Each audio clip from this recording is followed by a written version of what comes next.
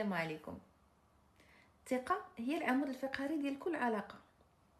الا داك العمود تكسر، العلاقة كتولي تمشى بواحد الكرسي متحرك عاطفيا. الريد فلاغ ديال اليوم هو الكذوب، والكذوب المتكرر. نفس الكذبه كتعاود. كنت في اجتماع، تليفوني ما خدمش، صحابي شدوني في الطريق، نفس الاعذار. انت كتولي كتشكي في كل كلمه، في كل تصرف. كتولي مديره بحال بوليسيه سريه. تهزي التليفون بالتخبيه، تقلبي واتساب، تشوفي ستوريات. مالكي على هاد الحاله؟ ندوزو الريد فلاغ الاخر اللي هو الوعود الكاذبه. غادي نتبدل، شي نهار نجي نخطبك. لا، انا ناوي نرجع مزيان كيف قبل. لا كوني هانيه. غير وعود بلا افعال.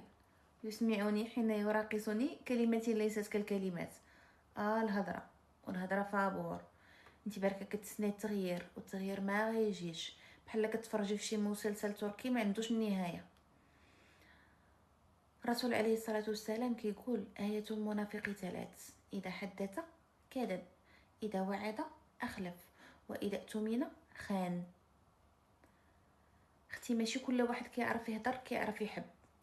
اللي كيكذب عليك اليوم غدا عاوتاني غادي يكذب عليك، وهادشي كافي باش تقولي شكرا بزاف. قلب على سيناريو اخر وترجعي انتي البطله ديال حياتك.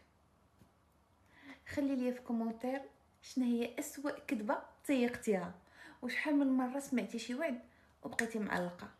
وبارطاجي هذا الفيديو مع اي بنت تكون محتاجه تعرف شنو هما لي ريد فلاك في العلاقه الصحيه، باش تفرق ما بين العلاقه الصحيه والعلاقه السامه. خليت لك هذه الكلمه من كلام النساء. انا وفاء، وهذا كلام النساء.